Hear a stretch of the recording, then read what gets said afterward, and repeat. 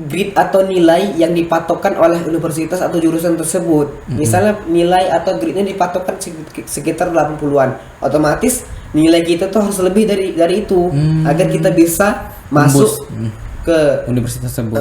Nah.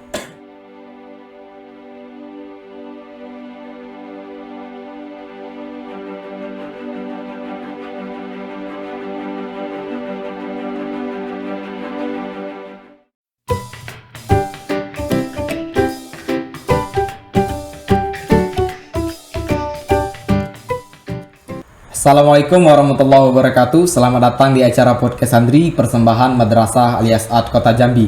Saya Khairul Fikri sebagai host dan bintang tamu kita kali ini adalah Bang Khalifah Muftadi yang akan sedikit berbagi cerita tentang dunia perkuliahan bagi mahasiswa baru. Baik, Assalamualaikum warahmatullahi wabarakatuh, Bang. Waalaikumsalam warahmatullahi wabarakatuh. Ngomong-ngomong, kabarnya sekarang gimana nih, Bang? Sekarang alhamdulillah masih kurang baik karena sekarang lagi batuk. Masih kurang baik. Ya, semoga diberi kesehatan langsung dari Allah. Nah, Bang, sebelum masuk ke topik tentang dunia perkuliahan, Bang, kami ingin sedikit perkenalan dengan Abang, mungkin dari riwayat pendidikan Abang di SD ini, Bang, dari mana nih, Bang? Dulu Abang SD di SD 206. Iya. Di Tanjung Jabung Timur. Oh, orang Tanjab Tim nih. Tanjab Tim, Jambi. Nah, terus lanjut lagi ke MTS. MTS-nya di mana? MTS Negeri 4 Tanjung Jabung Timur. Tanjung Jabung Timur lagi. Nah, terus sudah dari MTS ini Abang tuh niatnya melanjutkan ke SMA. Mengikuti jejak si paman Abang. Oh, si paman Abang. Ya. Abang. Cuman orang tua nih nyarani. Iya. Untuk mau tidak masuk pesantren kata ayah kan. Abang bilang lah boleh lah ya. Iya. Gitu kan. Terus ayah Abang besok langsung ke Jambi. Mencari informasi tentang pesantren-pesantren di Jambi kan. Itu posisinya Abang tuh lah tamat. Itu sudah tamat. Sudah tamat. Nah, jadi ayah Abang balik bawa brosur, ditengok ke Abang, kata ayah Abang, pilihlah mana pesantren yang kau mau. Nah, terus Abang tengok-tengok, pilih-pilih.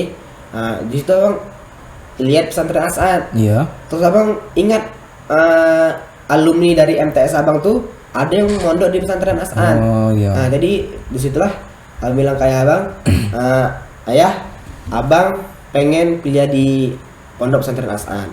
Nah, pertama kali Abang mandang As'ad tuh gimana, Bang? Tiba-tiba langsung pengen, wah, As'ad. Apa pilih Abang As'ad pertama? Kan di apa namanya itu di brosur kan kayak nampak bangunannya bagus. Mm-hmm. Di situ juga akreditasi A. Terus pembelajarannya juga kita dak kalah sama SMA. Dak kalah saing.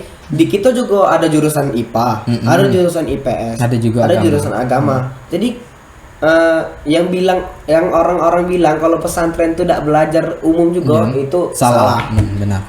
Bahkan kita lebih dari orang-orang itu gitu. Ketika kita lomba, kita bisa juga mengalahi orang. Iya, bisa juga mengalahi orang. Nah, ketika Abang di As'ad nih, Bang, Abang ketika masuk As'ad tuh pasti harus beradaptasi nih, Bang, antara SMP untuk mondok. Cara Abang adaptasi itu gimana, Bang? Cara Abang beradaptasi itu ya kayak kan yang Abang awalnya kan biasa di rumah masakan enak, tidur nyenyak, mandi enak. Di pesantrennya Abang harus membiasakan diri makan yang diporsikan seadanya. Terus mandi juga kita harus antri, makan antri. Pokoknya kalau santri ini identik dengan antri.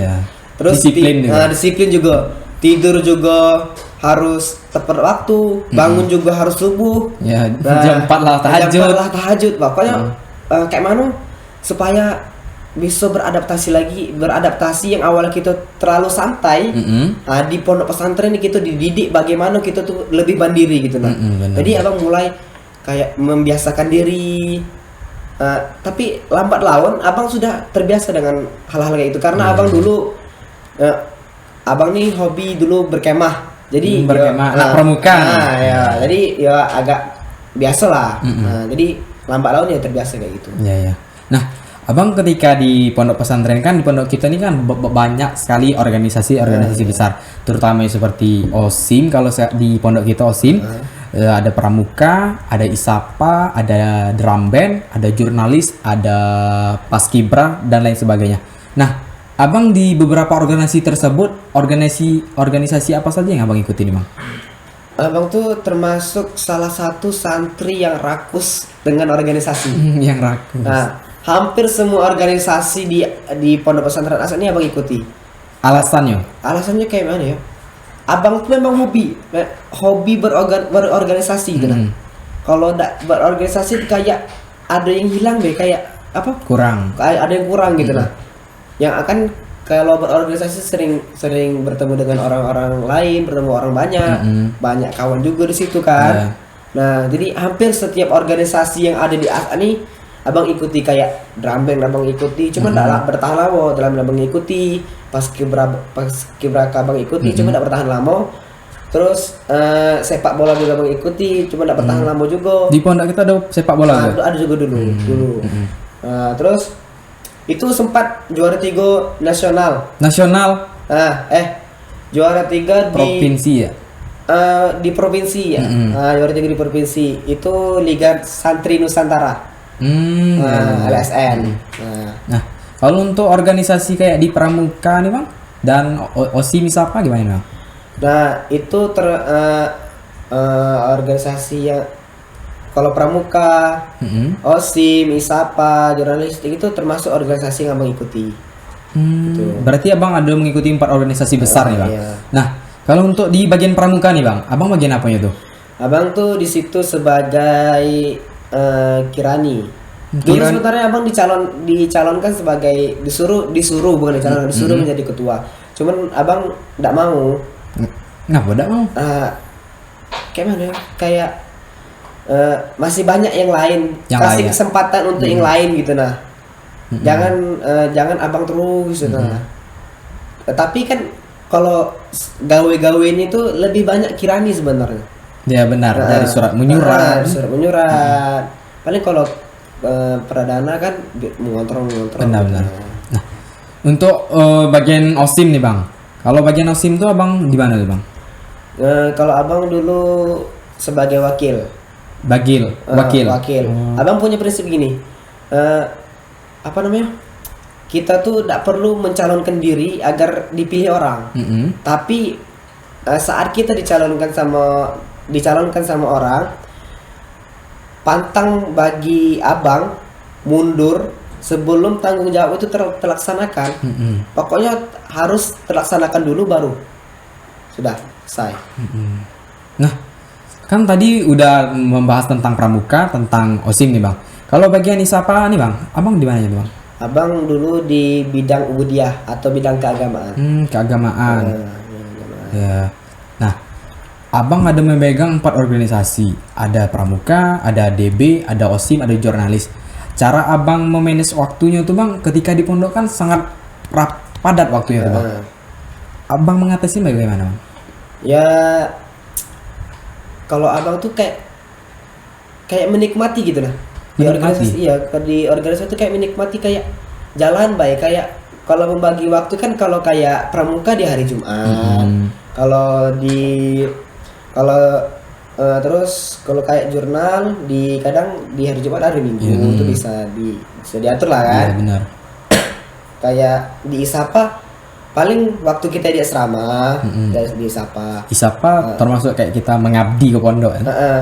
Terus kalau kayak OSIM itu pas jadwal kuliah, pas kita di sekolah pagi.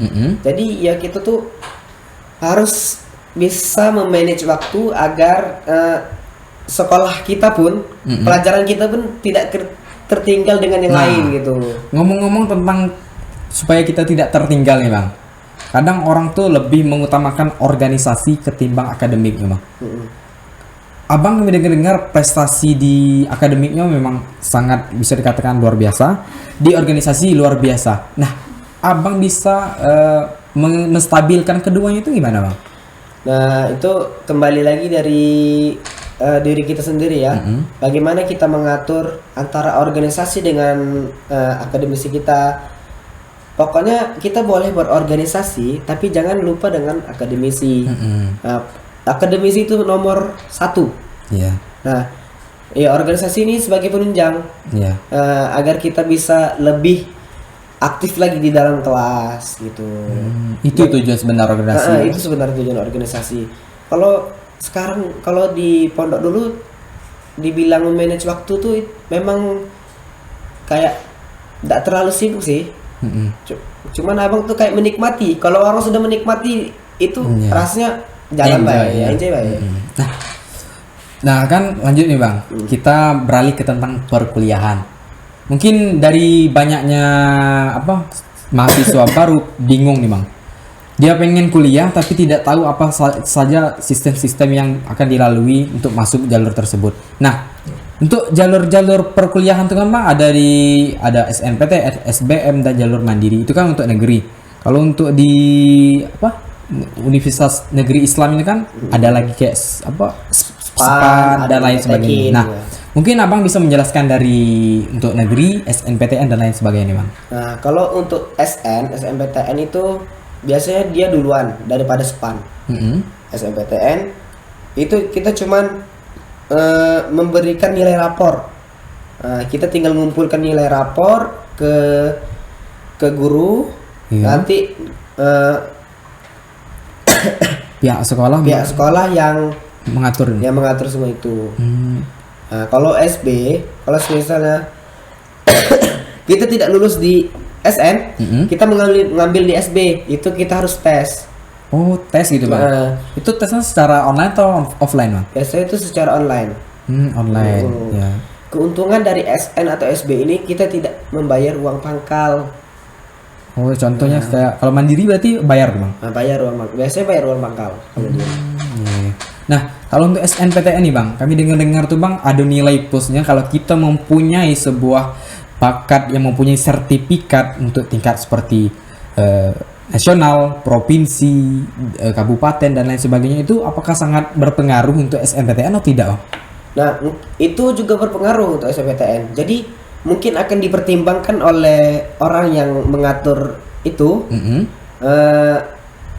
gara-gara sertifikat yang kita masukkan, lampirkan di situ. Ada sertifikat, misalnya sertifikat nasional, kejuaraan nasional. Nah, mungkin akan dipertimbangkan kembali oleh lembaga-lembaga tersebut. Nah, dan juga bisa kan, misalnya kalau kita lulus kan bisa mengangkat nama universitas. Kalau kita bisa melanjutkan bakat kita tersebut di kampus tersebut gitu. Nah, kalau untuk SNPTN nih bang, kata-katanya tuh kalau kita mempunyai alumni yang banyak di perguruan tersebut itu bisa mempengaruhi juga atau tidak? Itu termasuk bisa mempengaruhi juga sebenarnya. Kalau sistem zonasi bang? Kalau SN ini dia tuh ada siswa pilihan sebenarnya kalau SN ini. Oh, berarti kita mengambil dari siswa pilihan pihak dari sekolah yang sudah mengatur bang? Sekolah yang mengatur nanti. Nah, lagi dipilih siswa yang dikiranya nilai terbaik, baru nanti dikirim berapa orang. Nah, nanti baru tinggal dari lembaga tersebut melihat nilai-nilai kita tersebut. Nah, beda dengan SPAN. Kalau SPAN ini boleh semuanya ikut. Pakai nilai rapor juga. Iya. Nah, untuk SNPTN nih bang, mungkin ada tips-tips agar bisa kita langsung tembus SNPTN, tidak lagi mengambil SBMPTN. Mungkin dari kita cara mengambil pilihan pertama, pilihan kedua itu macam bagaimana? Nah, kalau di SNPTN itu dia ada dua pilihan. Dua pilihan universitas. Usahakan pilihan pertama ini adalah universitas yang paling kita minati. Pilihan pertama. Dan juga kita tuh harus melihat grade atau nilai yang dipatokkan oleh universitas atau jurusan tersebut. Misalnya nilai atau grade-nya dipatokkan sekitar 80-an. Otomatis nilai kita tuh harus lebih dari itu agar kita bisa masuk ke universitas tersebut. Nah, tapi bang, kalau seandainya kita mengambil di SNPTN kita mengambil satu jurusan dan dua prodi, itu gimana bang? Itu juga bagus sih sebenarnya. Cuman alangkah lebih baiknya kita ambil yang di luar provinsi satu. Nah, itu pilihlah yang paling diminati. diminati Iya, kan, misalnya kita minat di luar provinsi, nah kita pilih pertama. Nah terus dan untuk yang pilih kedua, alangkah baiknya kita ambil di dalam provinsi gitu. Baik.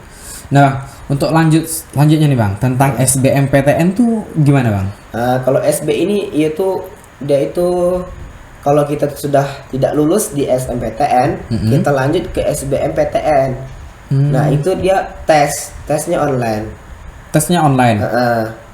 Bedanya itu cuman kalau SN kita tidak tes, cuman ngasih nilai rapor. Kalau di SB kita harus tes.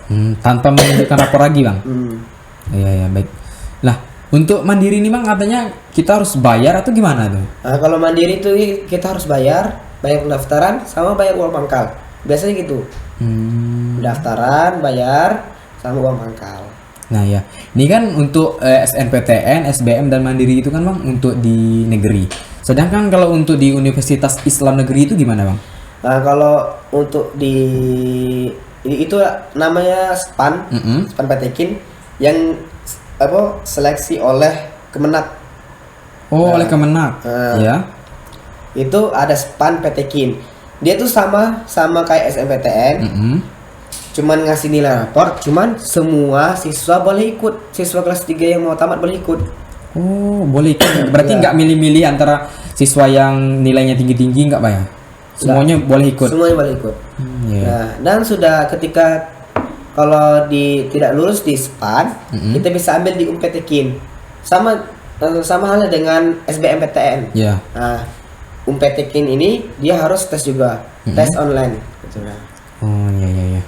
Nah Bang, mungkin ketika kita pengen tes nih Bang, contoh seperti saya kan Bang, saya anak jurusan IPA, tetapi mungkin peminatannya itu bukan di jurusan IPA, malahan sebaliknya di IPS. Contohnya mungkin saya pengen mengambil jurusan kayak ekonomi contohnya. Itu kan berbalik fakta yang apa yang kita telah lakukan selama ini, apa yang kita pelajar. Apakah bisa ketika kita kuliah mengambil jurusan tersebut atau memang harus satu jurusan dengan kita? Nah, memang kalau sebenarnya itu gini, kalau memang kita minat di suatu bidang, sedangkan kita belum ahli di bidang itu, cuman kita minat di situ, tidak apa-apa, kita teruskan. Berarti bisa Bang? Bisa, asalkan kita tuh bekerja lebih keras lagi, lebih giat lagi, belajar lebih giat lagi. Kan toh banyak orang-orang yang sudah paham di situ, sedangkan kita baru berkecimpung di situ. Otomatis kita tuh harus belajar lebih keras lagi agar bisa menyamai orang-orang tersebut. Nah, kan misalnya sekarang ini kan kalau sudah tamat kan jeda waktu ke perkuliahan itu masih lama. Nah, jadi disitulah kita mencari informasi, kita belajar dari media sosial, dari YouTube, dari Google, banyak sebenarnya. Nah, ngomong-ngomong tentang jurusan nih Bang, mungkin kawan-kawan di rumah masih pada bingung pengen pilih jurusan apa. Mungkin dia pengen di fisika, nggak bisa fisika, pengen di biologi, nggak kencang biologi, di kimia apalagi. Nah, mungkin saran Abang untuk penonton di rumah yang lagi bingung pilih jurusan atau pilih prodi itu bagaimana? Nah, kalau untuk sekarang kan masih sekolah. Masih sekolah tuh. Jadi kalian tuh harus menggali lagi bakat dalam diri kalian. Apa sih bakat yang ada dalam diri aku nih, misalnya gitu kan?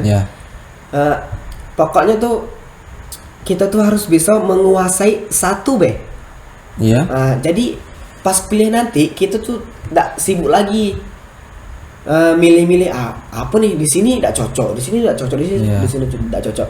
Sebenarnya itu lebih baik. Misalnya ada tuh orang yang bodoh di beberapa bidang, cuman dia pintar di satu bidang. Nah, itu lebih baik daripada orang yang menguasai setengah-setengah menguasai semua bidang. Ini setengah. Ketimbang dengan orang yang ahli di bidang tersebut. Nah, Bang, mungkin ada Bang sarankan jurusan yang sekarang lagi ngetren untuk zamannya modern seperti sekarang ini, mungkin ada Bang lebih baik kalau mengikuti zaman seperti sekarang ini, masuklah jurusan ini karena peluang kerjanya sangat besar. Mungkin ada Bang? Mungkin kalau kayak jurusan seperti itu, mungkin apalagi sekarang kan sudah zamannya teknologi ya. Iya benar. Mungkin untuk sekarang mungkin orang banyak mengambil tentang komputer kayak seperti komputer, komputer, iya. kayak IT, Teknik informatika. teknik informatika. Nah, kembali lagi kita tuh dalam mengambil jurusan kita tuh harus melihat prospek kerja ketika kita sudah tamat dari kampus tersebut. Berarti bukan hanya saja kita tujuan kuliah pengen misalnya di ekonomi, kita ada tujuan kuliah kemana, kerja di mana. Berarti kita sebelum kuliah tuh harus mempunyai prospek kerja di mana, Bang? Iya, agak sudah tamat ini kita mau kerjanya di mana gitu. Benar-benar. Nah, pokoknya dilihat di jurusan itu minatnya sedikit. Kalau perlu minatnya sedikit tapi prospek kerja besar. Oh ya benar-benar. Cuman kalau mahasiswanya banyak di situ di jurusan tersebut, cuman prospek kerja besar, kita harus bersaing dengan orang-orang tersebut. Lebih banyak persaingan, Bang. Lebih banyak persaingan. Nah, itulah berarti kita harus lebih daripada orang-orang tersebut agar kita bisa bekerja yang kita impikan gitu. Nah, Bang, ngomong-ngomong tentang kayak dunia perkuliahan kan, Bang. Kebanyakan mahasiswa baru tuh, Bang, sebelum memulai dia sudah insecure atau sudah mundur. Nah, terkadang anggap saja ketika dia pengen masuk jurusan komputer, itu komputer kalau nggak salah harus bisa berbahasa Inggris yang baik, matematikanya harus ada juga tuh, Bang, kalau di coding. Nah, menurut Abang itu cara menghadapi semua itu bagaimana tuh, Bang? Ya, berarti kita bangkitkan semangat lagi dari diri kita sendiri. Jangan kita tuh terlalu santai, sedangkan kita belum banyak tahu. Sedangkan kita ini sudah tahu kalau kita tuh kurang di bidang itu. Benar. Berarti kita tuh harus mencari info lebih banyak lagi, belajar lebih banyak lagi. Nah, kan kita ini sudah tahu apa kekurangan dari diri kita sendiri kan. Artinya kita tidak boleh pesimis. Kita harus optimis, kita harus bisa bekerja lebih keras lagi, belajar lebih keras lagi agar kekurangan tadi bisa tertutupi. Gitu. Nah, di dunia perkuliahan kan, Bang, pasti ada sangat perbedaan dengan di sekolah SMA sederajat atau aliyah sederajat. Nah, Abang ketika di aliyah langsung terjun ke dunia perkuliahan, apa sih yang ketika Abang rasakan, oh gini rupanya ternyata kuliah? Nah, itu apa, Bang? Jadi itu kalau di aliyah atau di SMA kita kan masih kayak disuapin, masih diajarin, guru nerangin kita dengarkan, terus kayak gitulah kan, kayak guru nerangin kita dengarkan. Terus kalau di kuliah ini beda, kita yang menerangkan, kita yang presentasi, kita yang menganalisis, kita diskusi di situ. Artinya kita yang harus lebih aktif. Kita harus lebih aktif, dan ketika teman bertanya kita yang menjawab. Nah, jadi yang awalnya kita pasif harus mulai aktif, harus bisa aktif di perkuliahan. Nah, makanya dari semenjak kelas 3 itu mulai diajarkan tuh bagaimana cara kita presentasi, cara ngomong kayak mana, cara ngomong yang benar kayak mana, public speaking. Nah, ngomong-ngomong tentang kita beradaptasi nih, Bang. Ketika di aliyah tuh kan pasti, Bang, ada banyak pelajaran yang kita pelajari. Kalau di aliyah mungkin ilmu keagamaannya ada, ilmu umumnya ada. Nah, kalau ketika di dunia perkuliahan kan, Bang, misalnya kita mengambil peminatan di komputer, apakah kita di perkuliahan itu belajar tentang komputer saja atau ilmu lain kita pelajari juga? Nah, kalau mungkin untuk awal-awal mungkin itu masih mata kuliah masih umum. Masih umum. Jadi masih kita belajar kayak Pancasila masih belajar, bahasa Indonesia masih belajar, bahasa Inggris masih belajar. Cuma nanti kalau sudah naik ke semester tinggi, mulai kita pendalaman tentang jurusan itu. Oh, berarti belum langsung terjun, Bang? Belum. Berarti harus beradaptasi melalui beradaptasi dulu semester pertama. Akhirnya sudah mulai bisa berbaur. Nah, nanti baru masuk lebih ke dalam lagi. Nah, tadi kan Abang di aliyah udah mengikuti banyak organisasi nih, Bang. Kalau di dunia perkuliahan nih, Bang, apakah Abang mengikuti organisasi juga atau tidak? Abang ikut. Kalau boleh tahu tuh, Bang, organisasi apa tuh? Kalau untuk organisasinya kayaknya nggak bisa disebutkan di sini. Oh, nggak bisa. Ya. Mungkin secara pribadi nanti. Nah, ngomong-ngomong tentang memanage waktu lagi nih, Bang. Cara Abang memanage waktu di dunia perkuliahan dengan aliyah kan sangat beda itu. Abang memanage waktu dengan di dunia perkuliahan dengan organisasi yang abang miliki itu gimana bang? Nah, jadi gini, dari organisasi itu kita belajar bagaimana cara kita memanage waktu antara organisasi dengan akademisi. Organisasi memang nomor dua, akademisi nomor satu. Iya. Kita boleh ikut organisasi asalkan jangan akademisi ini menjadi kita, jangan sampai kita nomor dua kan. Jadi disitulah kita di organisasi ini sebagai penunjang kita untuk di akademisi ini agar lebih baik lagi. Nah, di organisasi ini ya kita belajar cara public speaking, cara berbaur dengan orang kayak mana, bisa kenal orang banyak, nambah pengalaman. Jadi dari situ, dari nambah pengalaman, dari cara kita ngomong dengan orang-orang banyak, public speaking kita sudah bagus. Jadi pas di akademisi nanti itu lebih baik lagi jadinya. Nah, ya sebenarnya pintar-pintar kita harus bisa memanage waktu antara organisasi dan akademisi. Cuman ketika waktunya bertumburan, alangkah lebih baiknya kita memilih akademisi. Nah, kalau ngomong tentang organisasi nih bang, organisasi di perkuliahan ada banyak tuh bang. Katanya ada yang internal, ada yang eksternal. Maksudnya daripada internal dan eksternal itu apa bang? Eksternal tuh ya berarti organisasi ini yang berada di luar dari kampus. Tetapi orangnya tuh tetap orang kampus atau gimana? Orang kampus. Cuman kalau untuk internal itu biasanya kayak masih organisasi yang berada di dalam kampus kayak pramuka, kayak itu organisasi intra. Nah, saran abang mungkin bang bagi mahasiswa baru yang pengen kuliah nih bang, lebih baik untuk mengikuti organisasi atau tidak? Nah, jadi gini, silakan ikuti organisasi, asalkan organisasi tersebut bermanfaat bagi kalian. Nah, tinggalkan organisasi tersebut jika tidak bermanfaat. Bermanfaat ini kayak mana? Kita di organisasi itu dapat pembelajaran, yang mana kita tidak dapat di akademisi. Kayak cara ngomong di depan, public speaking. Nah, itu kembali lagi public speaking. Terus kita lebih bisa berbagi pengalaman di organisasi dengan abang senior berbagi bertukar cerita. Kita bisa mengenal orang banyak. Jadi teman bercerita kita itu tidak itu saja. Benar.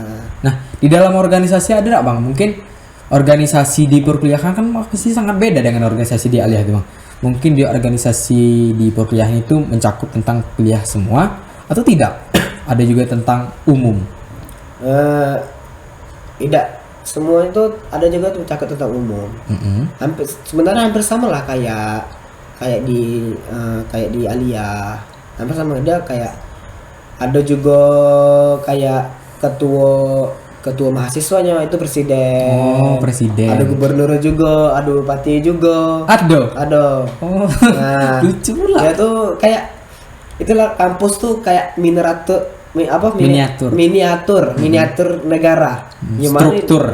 Yang mana di dalam kampus tuh ada presidennya, ada gubernurnya, ada bupatinya, ada pokoknya di bawahnya camat RT RW ya. Terus ada DPR juga, lembaga legislatif, eksekutif, yudikatif. Berarti kita dituntut di situ untuk lebih aktif. Iya, dari di kuliah tuh di organisasi lah. Kita belajar yang tidak kita dapatkan di akademisi. Jadi sekiranya kalau memang organisasi itu berpengaruh buruk buat kalian, tinggalkan. Cuman kalau organisasi tersebut bermanfaat untuk kalian, silahkan ikuti. Cuman jangan sampai kalian mau di organisasi tersebut jangan merusak nama baik organisasi tersebut. Kadang banyak oknum-oknum yang tidak bertanggung jawab yang merusak nama baik organisasi tersebut. Nah bang, ngomong-ngomong tentang perkuliahan lagi bang, mungkin kawan-kawan dari Ana tuh bang sering bertanya, lebih baik kuliah ngekos atau kuliah di asrama? Nah, jadi kalau antara ngekos dengan asrama tuh kalau dibanding-bandingkan lebih baik di asrama. Cuman kalau di asrama kita lihat lagi di asrama, kalau di asrama itu terlalu ngekang, kita terlalu dibatasi. Nah, alangkah lebih baiknya kita ambil kos. Nah, kembali lagi daripada diri kita sendiri. Kalau kos ini kan pergaulan tuh agak bebas. Nah, kita tuh harus bisa memilah atau memilih teman-teman di sekitar kita, lingkungan kita tersebut, apakah baik, apakah buruk. Nah, boleh kita berteman dengan orang yang kurang baik, tapi jangan kita ikuti. Iya, benar-benar. Berarti lebih tergantung daripada hati nurani kita, diri sendiri kita. Nah, Bang, tentang perkuliahan yang pengen kami tanyakan lagi itu, Bang, seputar tentang kayak sudah kita masuk universitas tersebut, hal apa saja yang harus kita lakukan sebelum dosen itu lakukan, gimana tuh, Bang? Contohnya misalkan, Bang, kalau di Alia kan, Bang, kita mendapatkan tugas itu kan langsung dari guru. Apakah kita yang mendekatkan dosen tersebut atau dosen yang harus kanu ke kita? Sebenarnya kan kalau sebelum masuk kuliah nih kan, mau masuk kelas nih, kita tuh sudah membaca tentang materi yang apa yang akan disampaikan oleh dosen tersebut. Jadi ketika dosen itu bertanya atau membalikan pertanyaan, kita tuh sudah bisa menjawab. Ya. Kalau bedanya di Alia mungkin guru menyuap kita yang lebih tahu, biar kita tahu. Berarti kita harus lebih paham. Kalau itulah tadi di perkuliahan ini kita dituntut lebih aktif. Berarti di perkuliahan itu bisa dikatakan asik, Bang, ya? Asik. Sebenarnya kalau misalnya kita diberi tugas, itu jangan dipikirin. Kalau dipikirin tidak bakal selesai, dijalani. Iya, benar.